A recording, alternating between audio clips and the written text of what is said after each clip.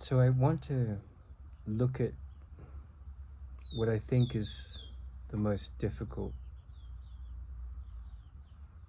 thing to master in a human life. And I'm going to put it under the umbrella of what the Course in Miracles calls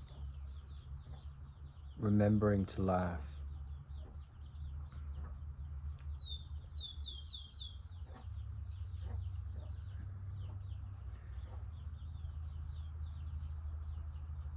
And Oscar Wilde has this expression that life is far too important to take seriously.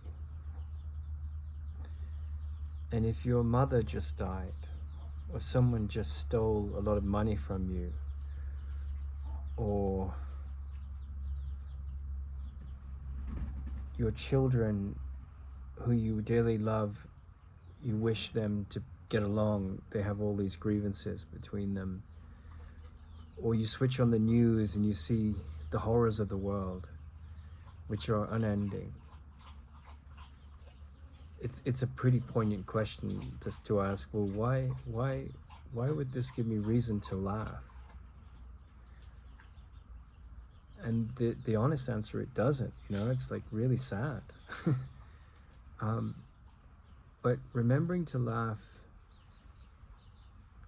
like at the moment I've got quite a lot of debt. Like last year I had a hate crime happen to me, which has proved very hard to hold the people accountable behind the abuse.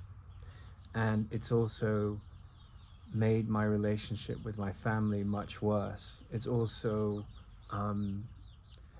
ostracized me from many friends. And I'm aware that I wear a sort of halo of being a nutter because of that in some people's eyes. And in the mirror of my own thoughts every day, I sit with the weight of the stories of the world that are on my shoulders that I have to handle. I'm currently unemployed. I have friends that are unemployed. I have friends that are employed. But none of these things guarantee happiness. And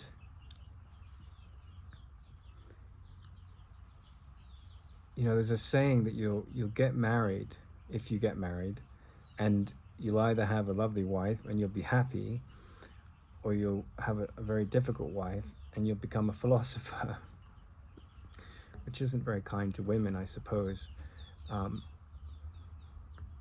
But it's a saying, and I've seen how in our time right now, like the ego just wants a fight. That's what it's designed for. It's based on insecurity, and its currency is fighting and scapegoats. Conflict is where it's happy, And so there are profound differences between the genders, and even within the genders you have different sexualities: lesbianism, homosexuality, gay men, transgenders, intersex people. You have transvestites. You have all kinds of possibilities of how you consciously or unconsciously don the cloak of your sexual story in the body. You have asexual people too. And what the ego does is it says, right, I'm gonna use these misunderstandings or differences as ammunition to take a stance. So I'll be a chauvinist, or I'll be a feminist, or I'll be a misogynist, or I'll be a misandrist. And it's interesting because in our culture, like, most people know what misogyny means, but far fewer people know what misandry is. And that's because we've had a big change in the culture of women in the last 100 years. Like, predominantly 100 years ago, women worked in the workplace far less. Men worked, and it was a man's world of work. And then the Second World War happened, and the contraceptive pill happened, and women had much more control over their sexual reproductive story. And the culture has changed and shifted over time. And if you're a man and you get abused by a woman, which happens, and if you're a woman and you get abused by a man, then you have trauma associated with the experience of the other sex, and so you have to heal that. And often that comes from our father or our mother, and our history in the context of their own wounds. And so the primary focus of intelligence after the dog's making a noise in the background, so I had to sort of calm her down.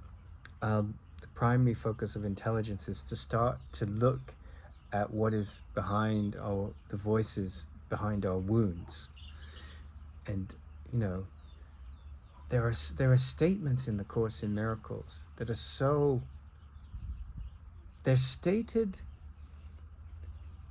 in this way where when they're introduced, they're saying you don't have to agree with them, but the fact that you take the ideas on is what's important, and you affirm them. You might have active resistance to them. And I think one of the biggest, you think anyone that's angry or upset or in attack or defense mode, they are embracing a victim mind. And let's say in my case, I was kicked off a university course, I was accused of being a misogynist. I'm not.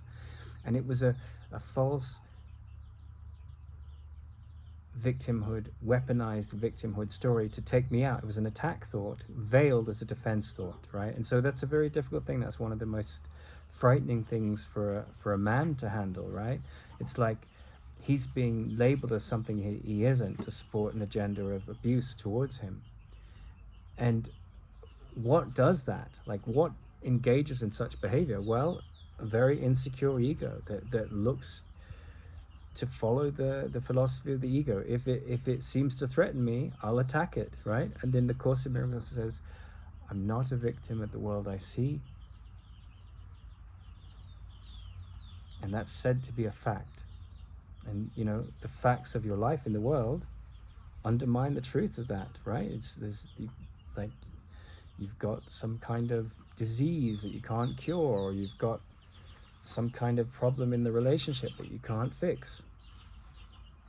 You've got all kinds of challenges that don't seem to back up in any way whatsoever that you're not a victim of the world you see. And then at the very beginning of the Course in Miracles, it says in the introduction, nothing real can be threatened. Nothing unreal exists. So everything that you see with the body's eyes, or any lens of the electromagnetic spectrum, has a beginning, a middle, and an end, right? It may be, I think the longest lasting things in the universe are inanimate matter, but they all have a beginning, a middle, and an end. So they can all be threatened.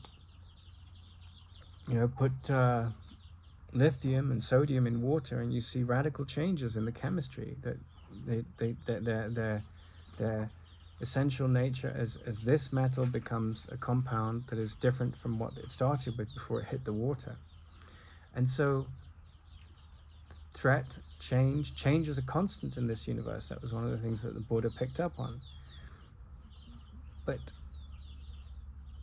when we start to see that the reactive mind, that is a survival mechanism to a degree, is working and operating in the realm of this character that we associate ourselves to be, then the next step is that we start to question what thought system informs that character. And then you can step back and you can respond or not respond. You can be still. And the pairs of opposites that create the upset in the mind are handled. And that's where you begin to take on board the idea that maybe you're in debt, maybe you're concerned about your future and where your money's coming from, or who's going to love you, or how you're going to heal a rift with a family member. And all of those things are practical and require sitting quiet within yourself and listening to inner guidance and experimenting with your solutions in the world. But at a deeper level, at the metaphysical level, the focus of I'm not a victim of the world I see, the focus of nothing real can be threatened, is this invitation to a spiritual life. And I've come to see that this is something that happens. It's not something that might happen, but it's something that happens anyway. And you see all the resistances of the world, whether you're a believer in God or an atheist, and you can use those belief systems in the same way to push away the truth about yourself. You can use the mythology of an idol, which is God, or an idol which is no God, and you can use those things to wrap yourself in the cloak of denial of the deeper path. And that's what the ego does. It's resistance to this deeper path within you that goes deeper and deeper and deeper into the transcending of the opposites. And like a dart that goes through the air, the molecules of the air, it pierces, this way of looking at the world, pierces the fear. And, you know, I'm 49, and last year I was kicked off this psychotherapy degree, and I was like, okay, let me get a degree in something else. And the problem I found was like, well, I kind of stumbled on the truth when I was about 19, in the sense that let me be really clear what I mean by that.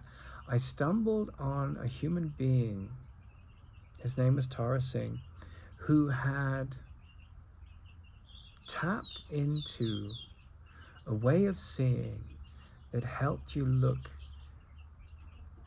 at the most effective, efficient, compassionate, intelligent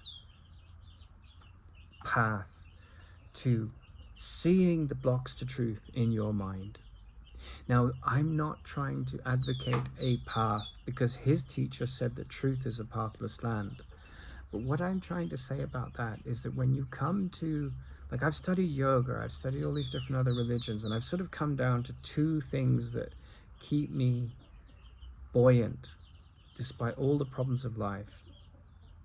And this came after a sort of addiction to scientific materialism, a deep devotion to a mystical prophecy that I saw into related to the word phlogiston and hydrogen fusion, and how that's going to come about and solve our fuel problem. And I was so passionate about that because it came from a place of like just ethereal insight and beauty. But then as I saw how, you know, to go into that and speak to the mathematicians and the physics that are doing that work was just such a big effort, right? And it would be a meaningful effort. It's going to lead to a lot of relief from suffering and then a lot more suffering. That's the nature of the duality of reality and all the solutions of the relative world, right? We're not going to get back to a time like where we used telegrams to send messages. We're going to use text messages, and then in like 100 years there'll be, you know, Elon Musk is experimenting with Neuralink. So technology will change and we move forward with the evolution of that. But at the fundamentals of the story of our existence, there's this need to sort of go within and question, if I am the manufacturer of how I see the world by the thought system that I subscribe to in my head, is there, and what is the thought system behind the way of seeing all this pain that's manifest in the story of the world in a way that doesn't bind you to it? How is there a way of looking that saves you from fear that corrupts the mind? You know, Krishnamurti, my teacher's teacher, he said, there's only one real problem in the world, and it has 1 billion faces, and it's fear. So how do you look at fear and not be touched by it? And the flip side of that question is, pleasure and pain are dependent on the externals. So how do you see the externals and what's informing them, the fearful thoughts, and step out of that way of seeing to come to know joy? And the 7th step in the 8 steps of yoga is called dhyana, or meditation. And the 8th step is called samadhi. Yoga means union. And samadhi means you're uniting with this goal of yoga. Your consciousness is getting out of the miasma of the ego, the ahamkara, as they call it. That's the word for ego in Sanskrit. It's seeing the pain of the ego, right? And you meet any human being on the planet that hasn't mastered this spiritual wisdom, and it's not an easy thing to master, and you ask them about their problems, whether they're a billionaire or a homeless person, those problems will be innumerable. Not in the sense that you'll have 100 million problems today, but over the course of time, the ego you close one door, one problem is solved, and then another problem with a new challenge comes. And the Stoics, have this wonderful way of approaching that, in the sense that, like, how I respond to my perception around the problems is my salvation. And that's true. But maybe the Stoic tradition lacks this all-encompassing intelligence that you see in Ramana and the Course in Miracles, where, the Course in Miracles says, hate is the opposite of love, but what is all-encompassing can have no opposite. And I think that this is one of the things I've noticed in my life, that I've been hurled into the world, whether it's being in a monastery, or it's being in a university, or being in a job, or being in a relationship. And I go through these plateaus where I get kicked down by the world, or I get raised up only to fall down again. And then I get somehow pushed out into the eddies of life. So I'm in this garden, in this house of friends of mine in Ecuador, as I figure out my next move. And in that quiet stillness, which is something which the Course is inviting you to live in for the rest of your life, every moment, moment to moment, all the problems that I've been beset by, that have defined my reactions, my responses, and my identity, is brought up to the font of this holy grail of looking again at the story of me and the world outside of me. And I witness how, people age and they raise children, and then they go beyond that, and they might be collecting trains, or have a hobby where they're, going to endless concerts, or they may be in chronic depression, or they may be... But what you witness when you listen with perspicacity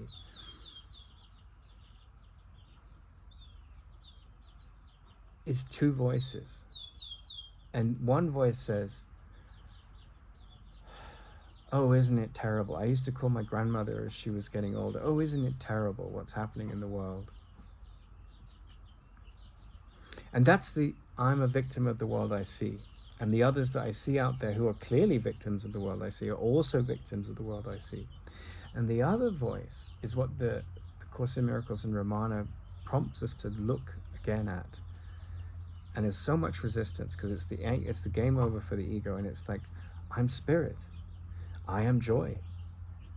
And you go up to a chronically depressed person, or a very angry person, or a very sad person, or a very wounded person, and you say, oh, but that's all an illusion, which would be incredibly cruel.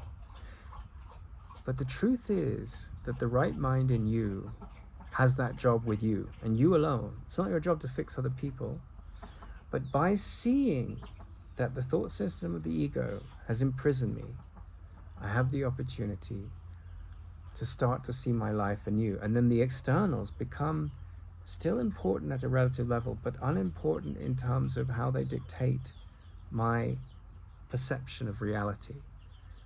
Because my job then is to take that perception and put it into the crucible, this place where things get burned up. And it's interesting because Ramana was a devotee in a way of Shiva, right? And in Hindu tradition you have Brahma, the creator god, Vishnu, the maintainer god, and maintenance, and that's anything, this realm of beginnings, middles, and ends is Brahma, Vishnu, and Shiva. And for Ramana, and in a way, my favorite god is Shiva in the Indian pantheon, and Hanuman. But Hanuman serves Rama, who's Vishnu, and he's but Shiva is this destroyer of illusions, right? And the sort of the beautiful heart of Indian philosophy is neti neti, which means in Sanskrit, not this, not that. And Krishnamurti, who was like an incarnation of the Buddha and studied yoga in India, but was pretty much enlightened, said, seeing the false for the false is the way to liberation. So when you see everything that is ephemeral, everything that's based on the victim thought system, whether it's the victimizer or the victim, whether it's the projection of the victimizer, like those people on that course definitely victimized me without doubt. You know, they were like, here's a guy that we don't like because he's questioning the authority of these teachers. And it was just because I'd gone so deep into the Course in Miracles, and it wasn't that I was trying to undermine them, but a lot of psychotherapy as it's taught today is based on the ego thought system, and people don't even know it, right? And so I was speaking my truth. I wasn't trying to bludgeon or undermine anyone else, but I was perceived that way. So when I look at the people that perceive me that way, I can project victimizer onto them, and that's at a relative level, that's true. Or I can see, well, that's a cry for help. They've attacked me. Anyone that attacks you, from the Course's point of view, it's a cry for help because they're not in their right mind, right? We're all one. Love is the only thing that matters and is the only thing that's real. And when we buy into fearful thoughts, then we're crying out for help to be enlightened about what love is. And you can't go out like, I don't believe you preach this stuff. I don't believe you go like door to door like the Jehovah's Witnesses and say, I'm going to fix you. Well, if that's your inclination, do it. But it's not for me to call those people out. It's for me to say that doesn't make any sense to me, because in the mythology of the Course in Miracles, there's one mind of which you're a representative of the illusion that there's a holographic possibility of that one mind. And the closest word we have, a beautiful word in Spanish, alma, or soul, you know, is that there's a sense that there's this thing that's split off, which was done by the ego, and then this thing that swims back into the ocean of truth, and this is the soul, and this guides you home from a place that you've never left. But the illusion is that you're sleeping in the dream, and the thing is that you have to turn the dream into a happy dream and do the right thing, guided by a deeper wisdom, which comes when you stop listening to the impulse reactive mind and you rise to the dignity of your deeper self. And this is the quest that we're all on. This is the quest where we align ourselves not with the idols of the ego. And Jesus, in the Course, in the Christian myth, can be very much used as an idol of the ego. Oh, you're such a sinner. You died. You needed a savior from God to die for your sins. And you know, that's like the ego thought system. Like, I'm not good enough. Someone's better than me. I'll never be there. I have to wait for him to come back. And that's not the meaning of the Christian mythology at its deepest level. It means there is a quality in your mind called the Christ, which is the essence of sanity. And the return of that to your consciousness is the liberation of fear, liberation from fear. That is the quest of waking up from the dream. And Buddha means one who woke up. So Christ means blessed, and the blessing of waking up from the dream is the journey home that we're all on, right? So we're all on this Christ/Buddha journey to reunite beyond the illusions that our mind has been trapped by with the essence of our being. And it's inevitable that everyone will, and that process is called the atonement. And the myths exist to help us and help us to undermine fear. Not undermine fear in a sneaky way, but just to see it for what it is.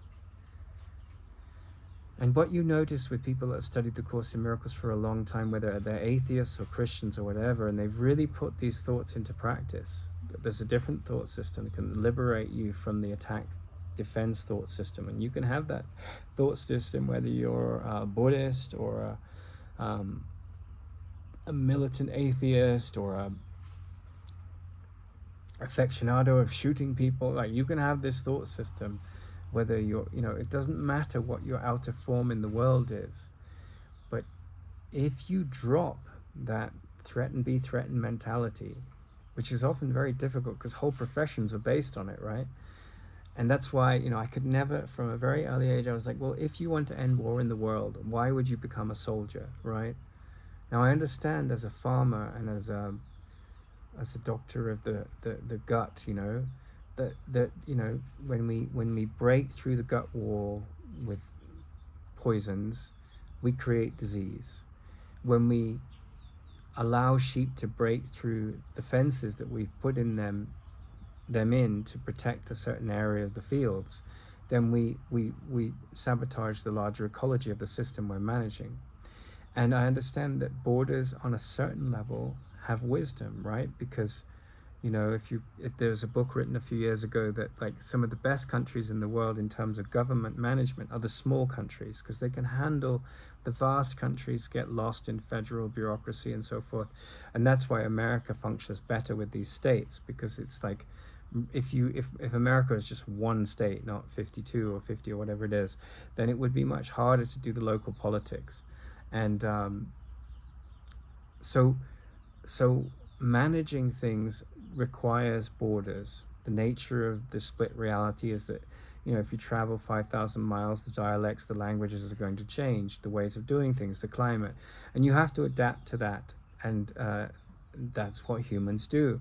But when the fear comes in, then you have xenophobia, then you have homophobia. And one of the great teachings in the Course, which is so alien, it seems, to the truth of the relative reality of the world, is, I think it's a Christmas Day lesson, and it says, or New Year's lesson. It's this lesson that comes towards the end of the workbook, and it says, let me make this new year about seeing everyone as the same. And these activists are like, oh, I'm a women's activist, or I'm a man's rights activist, or I'm a black rights activist, and they're all like, well, this world is not based on sameness, it's based on the abuse of differences.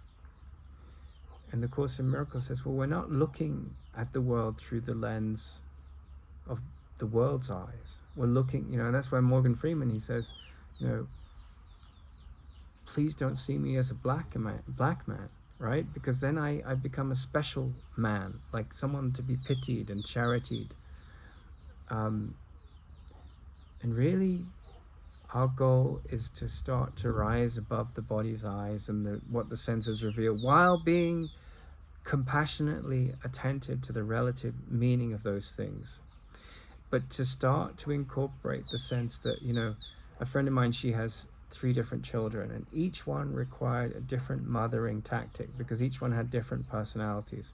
One was very timid, and she needed a much more soft approach as a mother, and another was very sort of forthright and gusty like her mother. And so, but she was able to drop her ego and listen to what was caring and nurturing, as was appropriate to the ears that were listening. And that's what we've got to do. We've got to become like chameleons, to adapt our outside nature. When I travel, my accent often changes, not because I'm insecure per se, but because, if I say, I'd like a glass of water, please, in America, it can sound arrogant to the American ears, although they have this Anglophile culture. But if you say, I'd like a glass of water, please, it's just you soften that T and you become more attuned. One of the teachings in the Yoga Sutras is, if you greet someone in their language and you give them some food that they're adjusted to, they feel comfortable. You've entered their comfort zone, and when you enter their comfort zone and you're something that's expanded in your own, you can start to meet them at a level where expansion is unconsciously, in a healthy way, is unconsciously supported. And you don't do that like consciously. It's not like I have to go and fix this person and show them what it means to transcend my fear. All you do is work on seeing the voice that informs your fears. And when you start to see victimizers in the world, and the world's full of them, and the world's full of victims too, the job of enlightened compassion is to say, and enlightened empathy is to say, I see your pain, but I won't define you by it. I see your light. I can't help but define you by it.